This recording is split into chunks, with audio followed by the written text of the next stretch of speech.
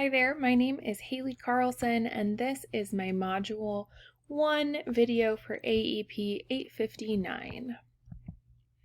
A little bit about me. I was born and raised in Manhattan, Kansas. I got married to my husband, Ben, this last May, so May 23rd. We had a pandemic wedding, so we had like 10 people there, and then next May, hopefully, we will get to do it again. I graduated from Kansas State University with my bachelor's in secondary education in 2016, and my emphasis was in English. And then I started my master's in education leadership last year, so I'll hopefully be done in May.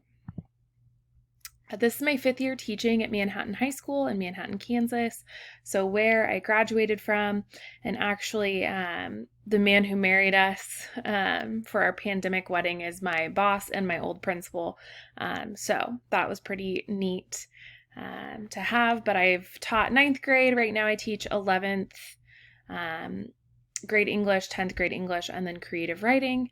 I'm also the advisory committee leader for the junior advisory group, and then I am the Spirit Club sponsor. So this is there's me and then two of my other sponsors for that club.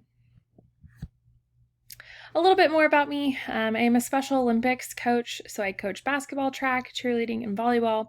In my free time, I like to read. I love listening to podcasts, movies, being outside, spending time with friends and family.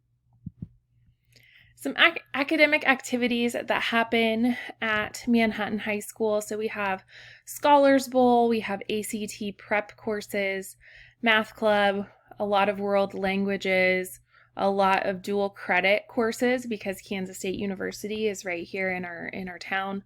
MTSS reading, field trips, AP courses. We have a lot of CTE track courses as well, and then we offer math labs. So support is shown by administrators for these activities by showing up at activities and getting to know each student within the activity. My thoughts on this are at a larger school. I know we're not huge, but we're a 6A school. And at a larger school, it's easy to have activities fall through the cracks and not be as successful or not get as much attention. So what I would do differently, because we are a large school, is to work with multiple administrators and assign each administrator to an activity or a group that they just pop in and visit with and really get to know that group. Our community really prides itself on the fact that our school has so much to offer when it comes to academics.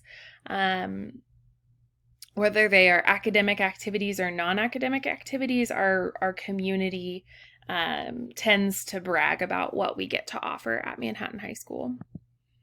Some non-academic activities, so we have athletics, we have our Spirit Club, drama and musicals, Red Ribbon Week, advisory, student council, compassion project, which is unique to our high school, interpersonal skills, also unique to our high school, marching band, and then our service learning program. And again, support is shown through showing up to the events held by each activity.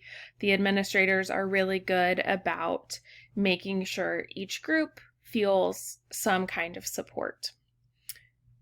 Again, in a large school, there are a lot of activities that students can get involved in, which I see as a really good strength of our high school, that they can really branch out and explore new things. That's a really strong trait that we have here.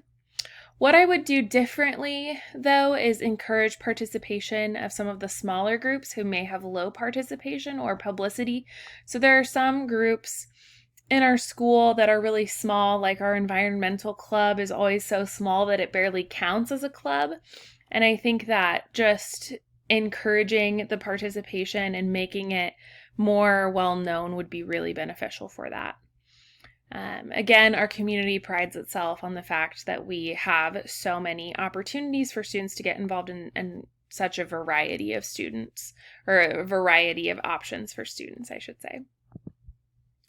So some facts from the articles. There are many different terms for non-academic skills, and I've heard a lot of those too, so it was interesting to read about those.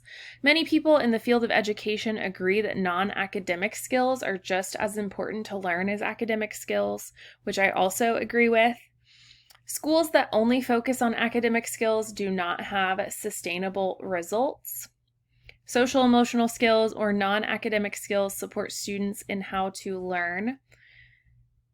Most people are not confident that standardized tests effectively measure a student's non-academic skills, which I think that most educators would definitely agree with that. It doesn't show you their organization or their thinking or their focus or their drive to get something done. And continuing on, self-confidence, self-discipline, motivation, responsibility, focus, and more are all items that are non-academic skills. Something I found super interesting was that middle grades are essential. That's an essential time for students to start putting their non-academic skills into practice as they move towards high school, because high school, a lot of that is putting into practice those non-academic skills. So they really get built up and they're really important to learn while a student is in middle school. There's a correlation between low non-academic skills and low academic performance, which kind of connects to the next one. So if students don't feel safe, supported, or healthy, they will not be successful with non-academic skills, and at the same time, they're not going to be successful with academic skills. And the last one, in order to be successful, schools need to support students in their non-academic skills. And again, support for non-academic and academic skills is really important. So what I've seen my principal do and not do, I have seen him promote non-academic skills in the classroom. We've been very heavy on that. Like, what are you doing to make sure that what you are teaching connects to some sort of non-academic skill, some sort of soft skill, if you will. I've also seen him provide PD on how to incorporate these skills into our classrooms, and there's been a lot of support from him in how to teach those skills and have those skills practiced in our advisory lessons for the week. I have never seen him, however, promote non-academic clubs or activities to students, and this might just be because I wasn't around when he did it, but maybe he does it one-on-one. That might be a reason, but I think there would be some value in him coming out and saying, these are the opportunities that we have.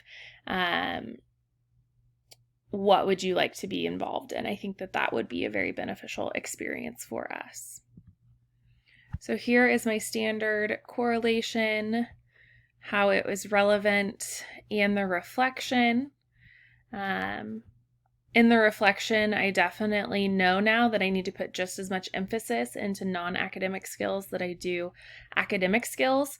And also, in addition, it's important to be proactive about knocking down some of those barriers that block students from reaching their full potential on non-academic skills, just like you would do for academic skills. And here are the references provided.